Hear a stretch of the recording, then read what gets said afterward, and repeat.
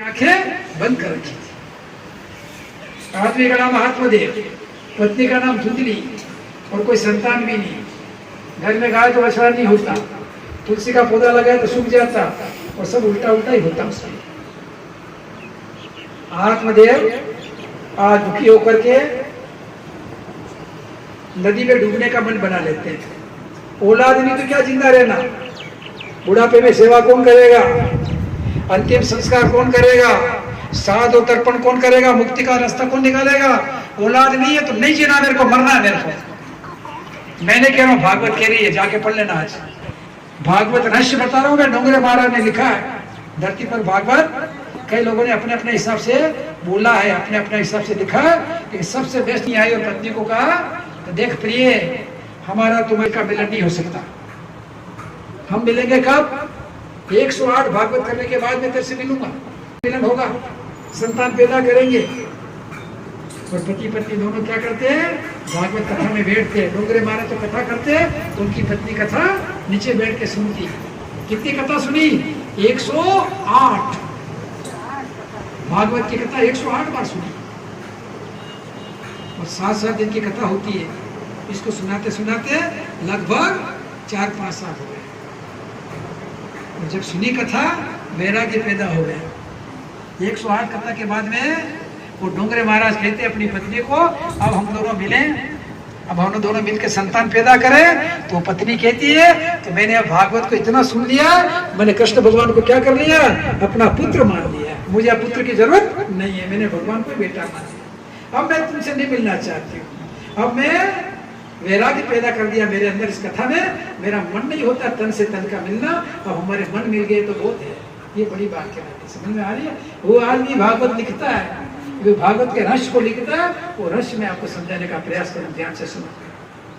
आत्मदेव दुखी होकर के जाते हैं और जाकर के नदी में गिर करके मरने की तैयारी करते हैं। आप एक संत मिल जाते हैं, संत बहुत समझाते हैं कि तेरे औलाद नहीं है तो बहुत बढ़िया हुआ, भगवान का भजन कर, बलु थयु भागी जंजाल, सुख सुख भज श्री गोपाल। भगवान की भक्ति करना मस्त रहे। औलाद दुखों का कारण है, ये औलाद होगी तो बहुत दुखी करेगी। और पड़ोस में देख लो, जाति में देख लो, समाज में देख लो, जितना वैभव है उतनी संतान कुछ संस्कारी बन रही है। शराब पी रही है, गलत दोस्तों के साथ में रह रही है, फैशन कर रही है, खर्चा कर रही है, पिता की आज्ञा का पालन बिल्कुल नहीं कर रही है। इसलिए शास्त्रों में कहा गया है, पूत कपूत तो क्यों धन संचय, पूत सपूत तो क्यों धन संचय। पूत कपूत क्यों इकट्ठा कर रहे हो? बर्बाद कर देगा। सपूत तो क्यों इकट्ठा कर रहे हो? वो अपने आप इकट्ठा कर ले। आज आत्मदेव कूदने की तैयारी करता है। संत समझाता है, मत कर, तू ज्यादा सुखी है, तू भगवान को पालेगा, अपने आत्मा का जागरण कर, तो भगवान की भक्ति में डूब। वो संत को कहता तू क्या जाने गृहस्थी का सुख, तू औलाद बैठता बड़ा मजा आता है। तो संत नहीं समझेगा, मुझे तो औलाद चाहिए, तू सक्षम है तो दे दे, नहीं तो मैं ये गिरा और कूदने के लिए जाता है। संत उसको पकड़ लेता है, उठा करके केला दे देता है, फल दे देता है। फल लेके कहता है ये फल लेके जा और ले जाके अपनी पत्नी को दे देना और कहना एक्सीडेंट नहीं करे, सीधी सीधी जाए, मंदिर की तरफ जाए, सत्संग में जाए, कीर्तन में जाए, टकराना बंद कर देगी और ये फल खाएगी। 9 महीने बाद बेटा हो जाएगा। तो धुंधली बड़ी खतरनाक है।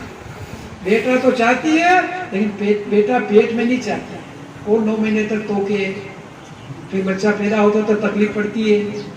फिर बच्चा पेट में होता है और मान लो कोई आग लग जाए घर में, फिर वजन को लेकर दौड़े कैसे, बाहर जाए कैसे? उल्टा उल्टा सोचती कि धुंधली है, वो सीधा सोचती नहीं।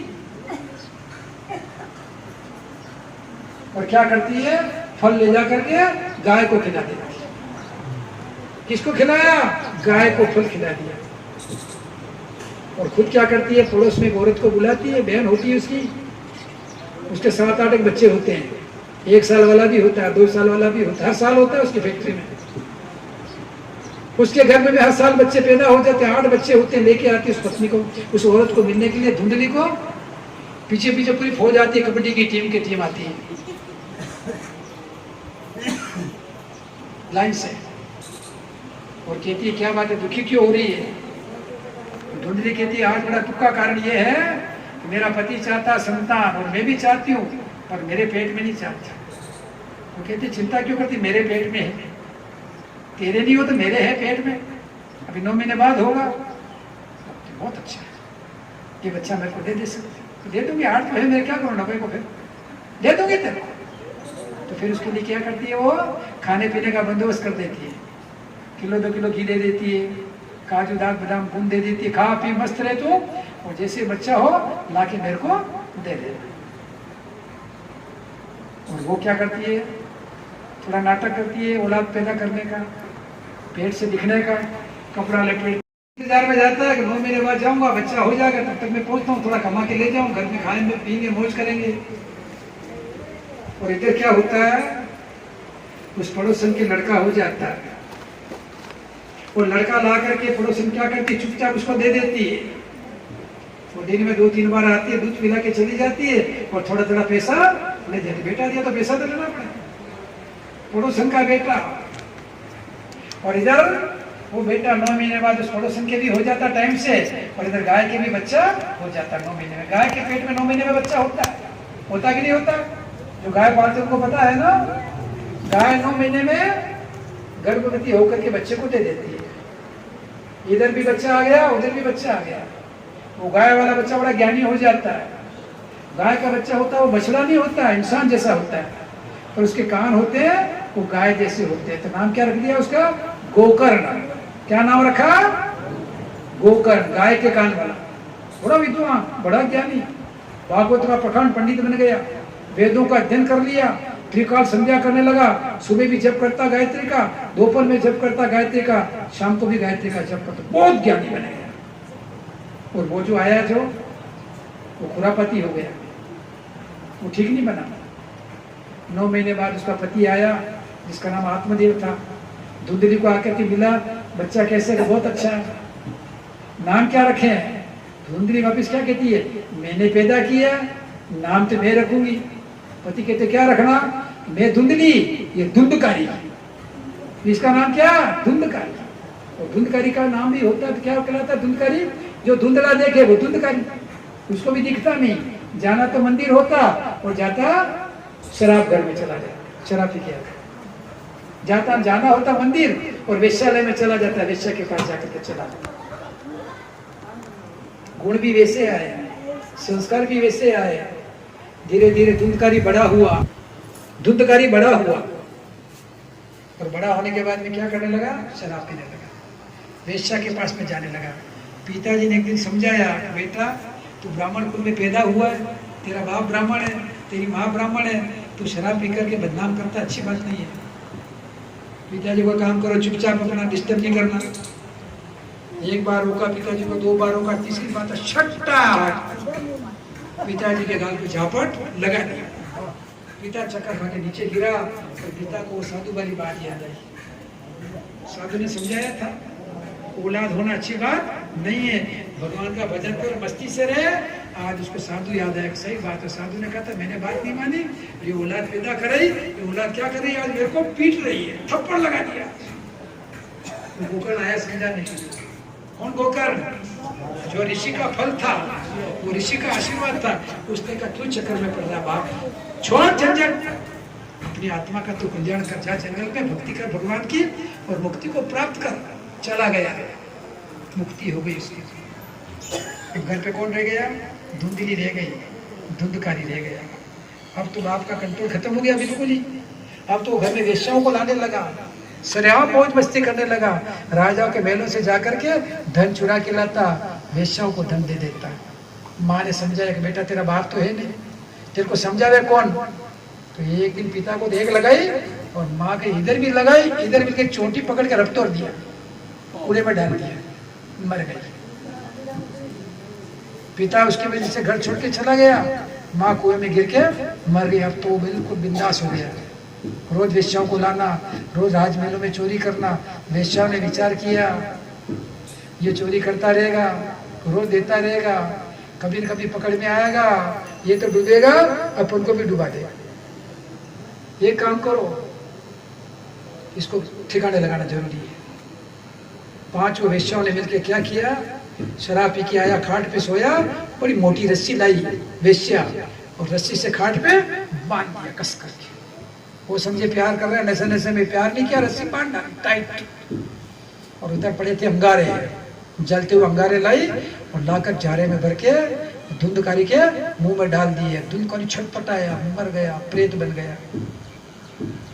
घर में आके बैठता, बेसा बन के आता, पहाड़ा बन के आता, शेर बन के आता, कभी आदमी बन के आता, कभी क्या बन के आता। और घर में कौन अब रह गया? गोकर्ण रह गया। उसने उसका गया में जाके श्राद्ध भी किया, मुक्ति नहीं हुई। एक दिन सूरज भगवान को रोका, रुको, बताओ मेरे भाई की मुक्ति का उपाय बताओ, मेरे भाई की मुक्ति कैसे होगी? मेरा भाई प्रेत बन के बैठा हुआ है। वो रोकता, हम नहीं रोक सकते। क्यों नहीं रोक सकते? उसमें ताकत थी, त्रिकाल संध्या करनी थी, उसके बाद तप की शक्ति थी। तप के बल पर थम जाते हैं बड़े बड़े भूचाल, सूरज को भी हतप्रत कर देता तपसी का भाल। तप के बल पर थम जाते बड़े बड़े भूचाल, तप की ताकत इतनी है बड़े बड़े भूचाल रुक जाते हैं। सूरज को हतप्रत कर देता तपसी का भाल, सूरज को भी रोक देता तपस्वी। गोकर्ण था जिसने सूरज को रोक दिया कि उसने आत्म साधना की थी। जो आत्म साधना कर लेता है, शास्त्रों में लिखा गया, आत्म साधना ऐसी हो जो चटका दे चट्टान को, सागर मंथन से पहले जो बतले अपने आप को। जो आत्म साधना कर लेना, एक चट्टान पे नजर डाले, वो चट्टान तड़कने लग जाए। चट्टान किसको कहते हैं? मजबूत संस्कार, कुसंस्कार। अब बड़ी चट्टानें होती है, उसके लिए क्या करना पड़ता है? जेसीबी लानी पड़ती है, ब्लास्टिंग करनी पड़ती है, तो चट्टान टूटती है, गिरती है। हमारे कुछ संस्कार इतने पावरफुल हो जाते हैं, वो कुछ संस्कार इतने हावी हो जाते हैं, एक दिन वो चोरी करा देते हैं, एक दिन वो ऐसा कुकर्म करा देते हैं, हमको ले जाके जेल में पटक देते हैं। उसके लिए क्या करना पड़ता है? आत्म साधना करनी पड़ती है, भारी तप करना पड़ता है।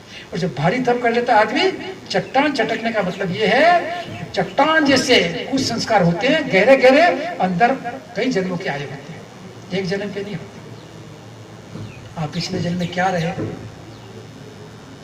ज्यादा बोलती हो घर में तो पुराने लोग कहते हैं कुत्ता रो हाथ को गालियों को कहीं की दो। देसी कहावत है कि नहीं है? खूब बोले, चुपके चुपके दूध पी जाओ तो माँ कहती है गए जन्म बल्लाड़ी हो गए तो बल्लाड़ी दूध पी जा चाने चाने। ऐसा कहते कि नहीं कहते? ये पूर्व जन्म के संस्कार हमारे साथ में आ जाते हैं। आज देख लो घर की गति दुर्गति हो गई कि नहीं हो गई?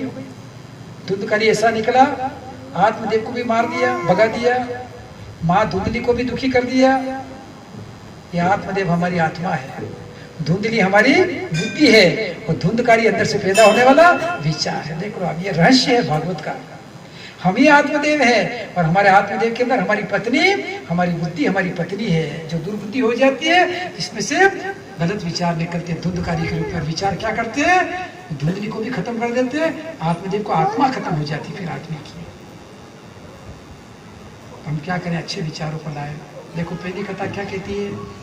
आत्मदेव नहीं सोचने योग्य सोचता है, नहीं करती क्या थी। एक मूर्ति की कीमत थी 50 रुपया, एक की 100, एक की 500, तीनों एक जैसी, दिखने में तो एक जैसी, पर करामात अलग अलग थी तीनों की।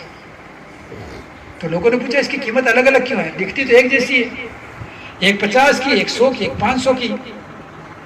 तो कलाकार कहता है कि 50 वाली मूर्ति ऐसी है जिसके कान में सिक्का डालो इधर इधर निकल जाता है। अच्छा, और दूसरी मूर्ति, तो दूसरी कितनी? 100 रुपये वाली। इसकी खासियत क्या है? इसके कान में सिक्का डालो, ये मुंह से निकाल देती है। अरे वाह। और फिर पूछा तीसरी कैसी है? 500 वाली, कि इसके कान में डालो और सिक्का कहाँ जाता है? हृदय में चला जाता है। बात समझे? वो मूर्ति इधर सुनती है, इधर निकाल देती है, वो 50 वाली। वो मूर्ति इधर सुनती है और आगे जाके कहती है मजा आ गया, कथा में टाइम ऐसा निकला पता ही नहीं पड़ा, महाराज ठीक है।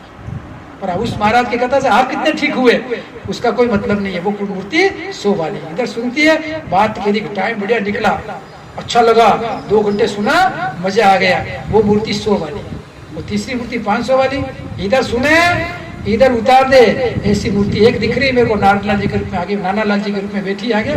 ऐसी मूर्ति अगर आप बन जाओ और अंदर उतार दो तो मजा आ जाए। आदमी क्या करता है? देखा देखी करता है, अपना दिमाग बिल्कुल नहीं लगाता है।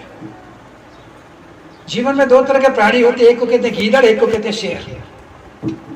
शेर अपने मौज में चलते, अपने रास्ते से चलते हैं, और गीदड़ क्या करते हैं, एक गीदड़ आगे चला, दूसरा उसके पीछे हु हु करेगा।